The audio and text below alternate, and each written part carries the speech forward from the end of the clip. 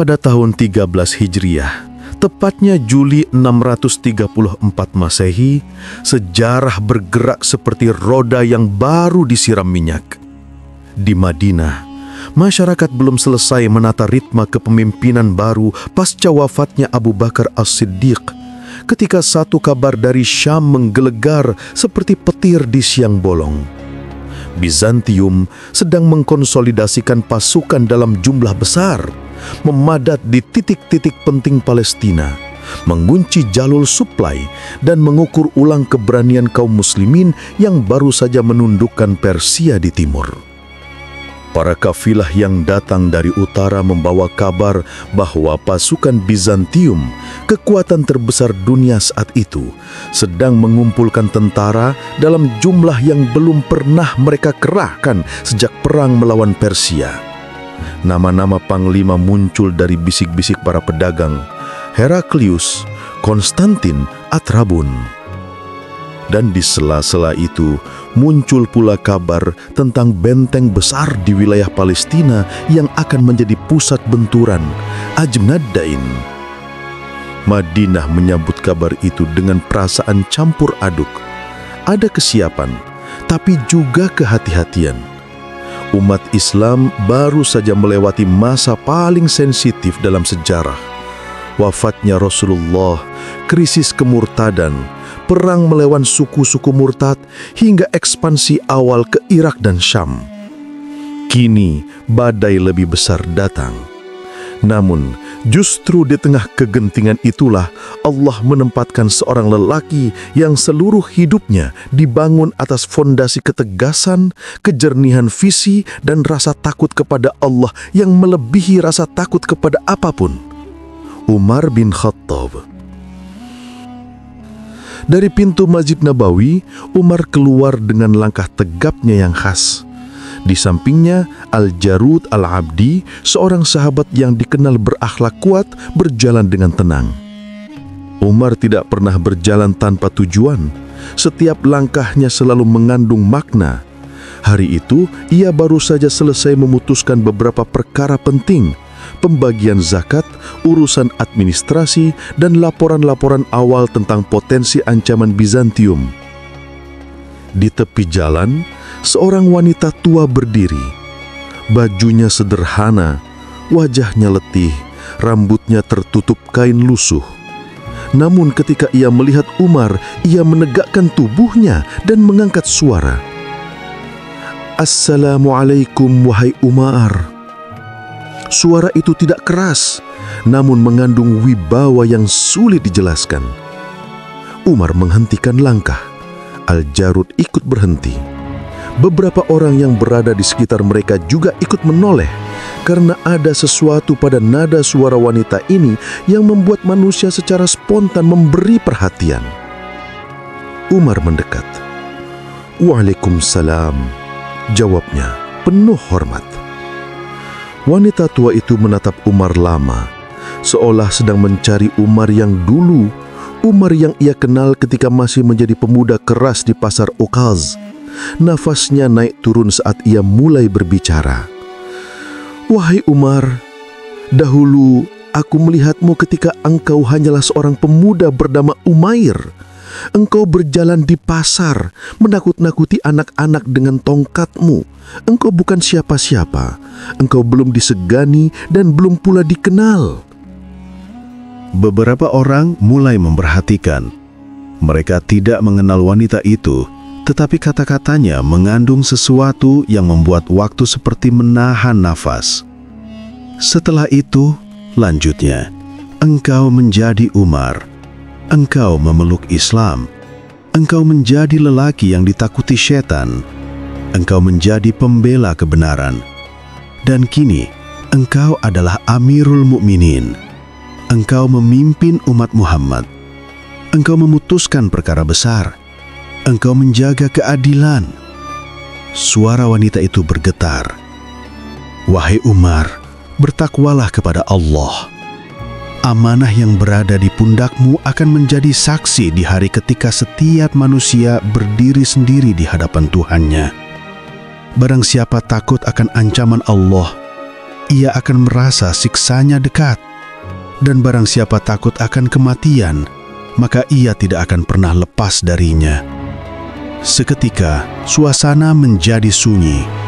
Al-Jarud kaget dengan keberanian wanita itu. Ia hampir menegur, tetapi Umar mengangkat tangannya pelan, melarangnya bicara. Dan saat itu, tanpa disangka, air mata jatuh di wajah Umar. Bukan karena dihinakan, bukan karena direndahkan, tetapi karena yang ia dengar adalah kebenaran yang menampar jantung seorang pemimpin yang memahami bahwa setiap keputusan bisa memberikan pahala atau menjerumuskan umat. Al-Jarud berkata dengan nada tinggi, "Wahai wanita, sungguh lancang engkau. Bagaimana engkau berbicara seperti itu kepada pemimpin kaum muslimin?"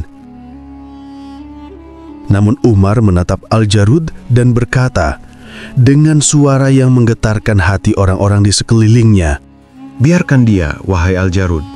Tahukah engkau siapa dia? Dia adalah Khawlah binti Hakim. Perkataan yang pernah ia ucapkan dahulu didengar langit. Maka siapa aku hingga aku tidak mau mendengar ucapan yang didekap langit?" Khawlah binti Hakim. Namanya tidak sepopuler beberapa sahabiah lainnya di mata kaum awam. Tetapi dalam sejarah, ia termasuk wanita mulia yang pernah mengadu kepada Rasulullah dan ucapannya diabadikan oleh Allah dalam surah Al-Mujadilah. Seorang wanita yang suaranya menembus langit karena kebenarannya. Hari itu, di jalanan Madinah, seorang khalifah menangis karena diingatkan. Dan sebuah pelajaran keadilan tertanam dalam-dalam di hati masyarakat, bahwa pemimpin terbaik bukanlah yang paling sering berbicara, tetapi yang paling mudah menerima nasihat. Namun kejadian di Madinah hari itu bukan sekedar fragmen kehidupan Umar. Ia adalah pembuka jalan menuju arah yang jauh lebih besar. Karena dari hati yang takut kepada Allah, keputusan-keputusan besar akan lahir. Dan tidak lama setelah pertemuan dengan Khawlah itu, Umar mulai melakukan konsolidasi internal, mengatur struktur pasukan, menata wilayah, dan mengirim instruksi strategis kepada para panglima yang sudah berada di barisan terdepan. Amr bin Al-As, Abu Ubaidah bin Al-Jarrah, Syarhabil bin Hasanah, dan Yazid bin Abi Sufyan. Para panglima ini bukan sekedar prajurit. Mereka adalah pilar ekspansi Islam yang paling bersih reputasinya. Mereka tahu membedakan antara perang karena ambisi dan perang karena kebenaran. Mereka bergerak dengan rencana, bukan amarah. Sementara itu, di Syam, situasi sudah mendidih. Bizantium tidak tinggal diam. Mereka tahu kekuatan umat Islam bukan lagi kekuatan kecil yang bisa diremehkan. Setelah kekalahan mereka di Yarmuk Timur, perang awal yang meletus sebelum Ajnadain, mereka melakukan reorganisasi besar. Utusan-utusan dikirim ke Pulau Siprus, ke Anatolia, ke Semenanjung Krik, memanggil tentara, perwira, dan katapult baru. Ada kegelisahan di istana Heraklius. Sang kaisar sadar bahwa kekalahan dari bangsa Arab, yang dulu disebut penggembala unta, adalah tamparan memalukan bagi kekaisaran yang pernah menundukkan dunia. Karena itu, mereka memutuskan mempertahankan Palestina sebagai benteng terakhir. Ajnadain menjadi titik temu. Ajnadain bukan sekadar nama tempat. Ia adalah wilayah strategis yang menjadi jalur lintas pasukan antara Yerusalem, Ramallah, dan jalur tengah menuju Damaskus. Menguasai Ajnadain berarti menguasai pintu menuju jantung Palestina. Dan Bizantium tahu itu, maka mereka mengumpulkan pasukan berjumlah lebih dari 70.000 prajurit, dipimpin oleh Atrabun, jenderal yang terkenal licik, cerdas, dan loyal pada Konstantin, putra mahkota. Amr bin Al-As membaca situasi dengan cepat. Ia bukan panglima yang hanya mengandalkan kekuatan pedang. Ia adalah ahli taktik, ahli membaca psikologi musuh, dan ahli memecah formasi besar melalui strategi cerdas. Maka ia membagi pasukannya menjadi 3. 1 menuju Ramallah untuk mengganggu suplai, 1 ke wilayah AA, dan dirinya memimpin barisan utama menuju Ajnadain. Di kemah utama, ia menggambar medan perang di atas pasir. Ia menjelaskan kepada perwira-perwiranya bahwa kemenangan tidak datang dari jumlah, tetapi dari memahami titik buta musuh. Bizantium percaya diri pada benteng, katanya. Maka tembok itu justru titik rapuhnya. Di saat yang sama, Abu Ubaidah menyiapkan tekanan dari utara. Syarhabil menutup sisi selatan. Strategi mereka adalah mengiris dari 3 sisi, memaksa Atrabun mengambil keputusan buruk. Namun Atrabun bukan pemimpin bodoh. Ia tahu lawannya bukan bangsa yang mudah ditipu. Maka ia membalas dengan strategi. Ia mengirim pasukan untuk menutup 3 jalur, menebar pasukan kecil di bukit-bukit sekitar Ajnadain, dan mengirim surat yang sengaja bernada merendahkan kepada Amr. Surat ejekan itu menyebut kaum muslimin sebagai orang gurun yang tidak akan mampu bertahan musim dingin. Ketika surat itu sampai, beberapa prajurit tersulut emosi, tapi Amr tersenyum kecil. Ejekan adalah bahan bakar terbaik untuk strategi yang matang. Ia memutuskan mengirim delegasi kecil ke benteng Bizantium, membawa bendera putih untuk melakukan diplomasi. Ia punya rencana besar. Dalam delegasi itu, Amr menyamar sebagai prajurit biasa. Ia menahan diri dari berbicara, berjalan di barisan belakang, dan mengamati semua detail di benteng. Jumlah penjaga, letak lorong, posisi pemanah, bahkan lokasi lampu obor. Ia sedang menanam peta dalam kepalanya. Di Balerung Atrabun, suasana tegang namun terkendali. Dinding-dinding batu besar berdiri megah, panah tergantung di dinding, tombak berjajar, dan baju zirah perunggu memantulkan cahaya obor.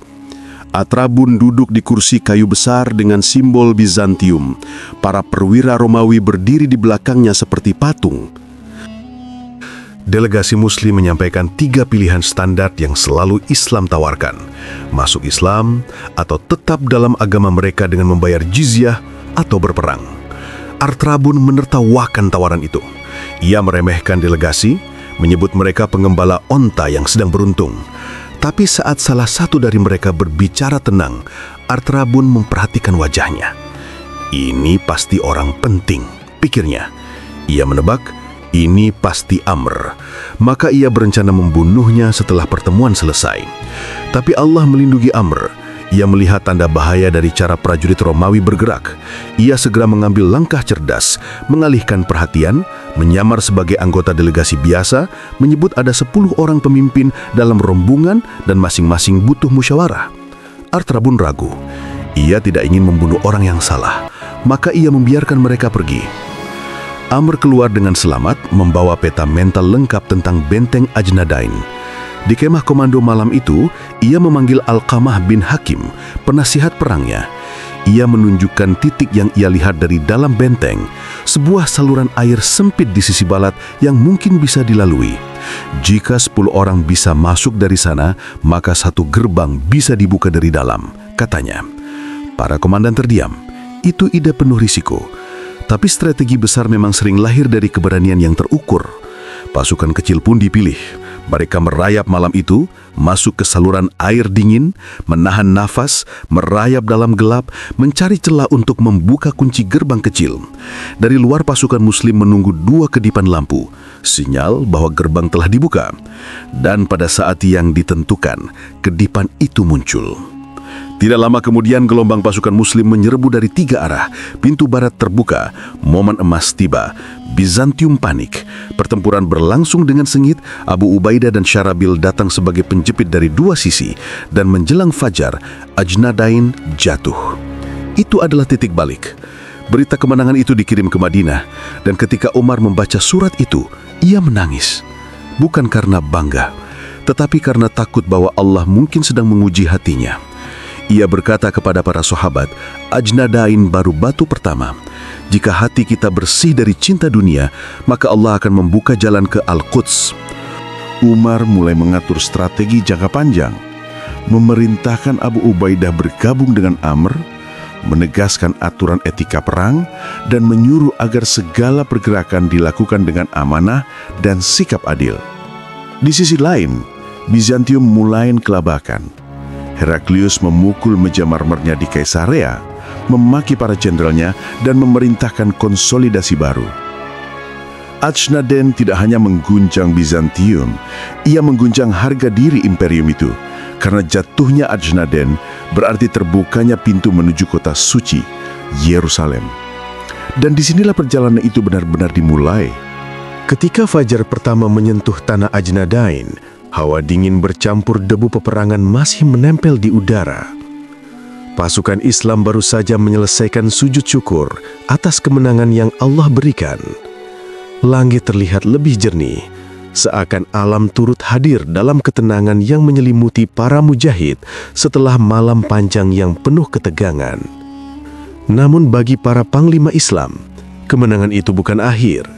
Ia justru batu pijakan, awal dari perjalanan yang lebih besar, pembebasan Yerusalem, kota suci yang telah lama berada di bawah cengkraman Bizantium. Amr bin al-As berdiri di atas bebatuan yang bertebaran di dekat gerbang Ajnadain. Matanya menatap jauh ke horizon barat laut, ke arah Al-Quds.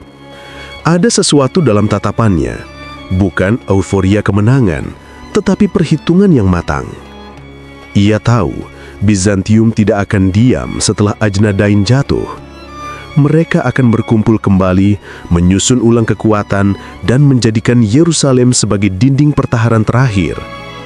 Di belakangnya, para prajurit sibuk menata ulang barisan, merawat luka, mengumpulkan anak panah, dan menguburkan syuhada dengan kehormatan. Tidak ada sorak-sorai berlebihan. Kemenangan bukan pesta, ia adalah amanah baru, dan pasukan Islam tahu itu. Abu Ubaidah bin Al-Jarrah tiba tidak lama kemudian dari arah utara. Sosoknya selalu membawa ketenangan. Ia mendekati Amr, menepuk pundaknya pelan, dan berkata, "Ajnadain telah Allah taklukkan, tapi jalan di depan masih panjang. Musuh tidak akan membiarkan pintu ke kota suci terbuka begitu saja." Amr mengangguk, "Dan kita tidak akan masuk kota itu dengan pertumpahan darah. Jika mereka bersedia menerima keadilan, maka itulah jalan yang akan kita ambil." Ucapan itu bukan diplomasi kosong. Ia adalah prinsip yang umat Islam junjung sejak awal. Pasukan Islam tidak pernah datang untuk memaksa keyakinan. Mereka datang membawa aturan yang tegas. 3 pilihan yang penuh keadilan: damai, perlindungan dengan jizyah, atau perang jika ditolak. Dan bagi kota yang menjadi jantung 3 agama besar, diplomasi jauh lebih mulia daripada pedang. Beberapa jam setelah matahari naik, para pengintai kembali dari berbagai arah membawa kabar penting. Bizantium yang tersisa dari kekalahan Ajnadain telah melarikan diri menuju Al-Quds.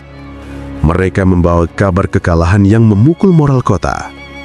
Di dalam tembok Yerusalem, para pendeta dan pemimpin Romawi mulai panik. Patriark Sophronius, pemimpin tertinggi umat Kristen di kota itu, berdiri dengan wajah tegang, namun tetap menjaga kewibawaan. Ia mendengar bahwa pasukan Islam bergerak cepat menutup setiap jalur. Ia juga mendengar cerita tentang etika mereka saat merebut Ajnadain. Tidak merusak rumah ibadah, tidak mengganggu penduduk, tidak menjarah harta, dan memperlakukan musuh yang menyerah dengan hormat. Namun di antara para panglima Romawi, ada yang mendorong perlawanan habis-habisan. Salah satunya menentang usulan damai. Dia berkata, "Jika kita buka pintu, kita menyerahkan kota suci ini begitu saja. Kaisar Heraklius akan murka." Sophronius menatapnya lama. Dia berkata, "Apakah kau ingin melihat rakyatmu mati? Apakah ini yang kau sebut menjaga kota Tuhan?" Perdebatan memanas. Sementara itu, kabar kekalahan Bizantium menyebar ke seluruh Yerusalem seperti angin musim dingin yang menyusup ke sela-sela tembok. Rakyat ketakutan. Mereka tahu apa yang terjadi ketika Persia dulu menyerang kota ini. Rumah ibadah dijarah, rumah-rumah dibakar, dan penduduk dibantai. Mereka takut hal itu terulang. Namun laporan para pengungsi dari Ajnadain justru membuat mereka bingung. Mereka mengatakan tentara Islam datang dengan aturan, bukan amarah. Mereka memerintahkan prajurit menjaga rumah ibadah dan tidak menyentuh harta warga. Mereka memakamkan musuh dengan layak. Mereka tidak membalas dendam. Cerita-cerita itu menimbulkan pertanyaan besar. Siapa kaum muslimin ini sebenarnya? Beberapa hari kemudian, pengepungan resmi dimulai. Namun berbeda dari pengepungan yang dilakukan bangsa-bangsa sebelumnya, pasukan Islam tidak membakar ladang, tidak merusak dinding kota, tidak membunuh para petani yang keluar untuk mengambil air, dan tidak mencuri makanan. Mereka hanya menutup pintu. Setiap hari, para prajurit menjaga disiplin, memastikan tidak ada satupun warga sipil yang terganggu. Salah satu perwira Bizantium yang mengamati dari atas tembok berkata kepada rekan-rekannya, "Ini bukan pengepungan seperti yang biasa kita lihat. Mereka tidak memaksa, mereka menunggu." Pernyataannya benar. Pasukan Islam menunggu sambil mengirim surat-surat damai. Amr menulis sebuah surat untuk penduduk Yerusalem. Isinya singkat namun jelas. "Kami tidak datang untuk merampas. Kami datang membawa perjanjian yang Allah perintahkan kepada kami. Siapa yang tidak memerangi kami, dia selamat. Siapa yang ingin tinggal dengan keyakinannya, dia selamat. Kami tidak ingin masuk kota ini dengan kekerasan. Jika kalian membuka pintu, kalian mendapatkan perlindungan penuh." Surat itu masuk ke tangan Sophronius. Ia membacanya berulang kali. Kata-kata itu berbeda dari surat-surat ultimatum yang dikirimkan bangsa penakluk lain. Tidak ada ancaman, tidak ada kesombongan, hanya aturan yang jelas. Namun sebagai pemimpin, ia tidak bisa mengambil keputusan sendiri. Ia berkumpul lagi dengan para bangsawan dan panglima. Perdebatan memanas, tapi kali ini suara damai semakin kuat. Mereka tahu jika memaksa perang, rakyat yang akan paling menderita. Sementara itu, di Madinah, Umar menerima laporan mengejutkan dari utusan Amr. Laporan itu menyebutkan bahwa penduduk Yerusalem ingin menyerahkan kota, tetapi hanya jika khalifah sendiri datang menandatangani perjanjian. Umar terdiam lama membaca surat itu. Ia tidak merasa dirinya besar, namun ia memahami simbolisme sebuah pemimpin hadir di tanah para nabi. Ia lalu memanggil para sahabat. "Apa pendapat kalian?" tanya Umar. Ali bin Abi Thalib berkata, "Pergilah. Kota itu punya nilai sejarah yang besar. Biarkan dunia tahu bagaimana seorang khalifah memasuki kota suci." Usulan itu disepakati, maka Umar bersiap. Ia berangkat bukan sebagai raja dengan rombongan besar, tetapi sebagai pemimpin yang rendah hati. Ia menunggang keledai, mengenakan pakaian kasar yang tambalannya terlihat jelas. Hanya ditemani satu pelayan, ia menempuh perjalanan jauh ke Syam tanpa kemewahan sedikit pun. Dalam perjalanan, Umar bergantian menaiki keledai dengan pelayan yang bersamanya. Orang-orang yang melihat terkejut. Beberapa prajurit menawarkan kendaraan yang lebih layak, tetapi Umar menolak. "Aku tidak datang ke kota suci untuk dilihat hebat," katanya. "Aku datang untuk menegakkan keadilan." Ketika rombongan kecil itu mendekati Yerusalem, para panglima Islam melihat debu kecil bergerak di kejauhan. Mereka menyangka itu mungkin delegasi kecil atau kafilah pedagang. Namun ketika mereka melihat lebih dekat dan mengenali Umar, mereka hampir tidak percaya. Seorang khalifah, pemimpin negeri terbesar saat itu, datang hanya dengan seekor keledai. Amr bin Al-As bergegas menghampiri Umar. "Wahai Amirul Mukminin," katanya sambil mencium tangan Umar, "kota ini menunggu Anda." Umar memandang tembok batu Yerusalem lalu menundukkan kepala.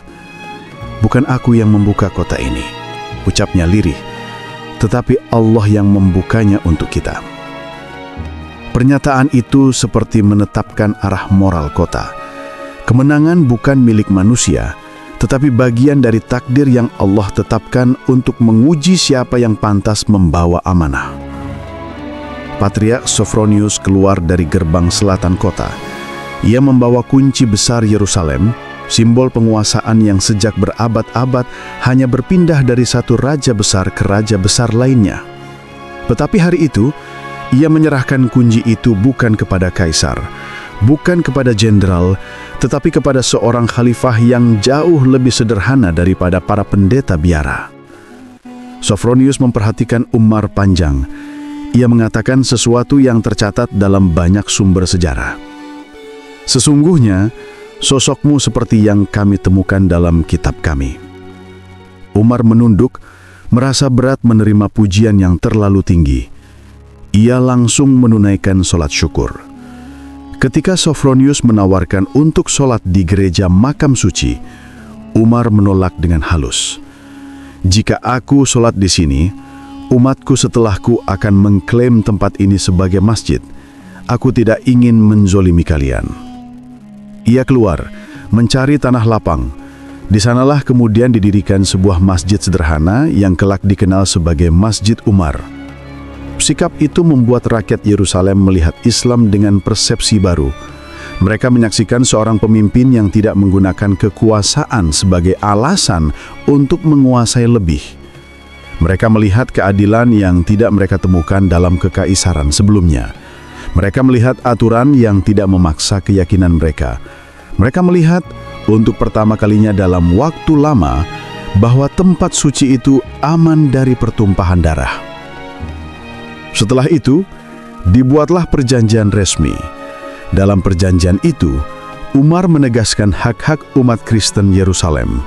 Rumah ibadah mereka tidak boleh diganggu, harta mereka aman, keyakinan mereka terlindungi, dan tidak seorang pun boleh diusir.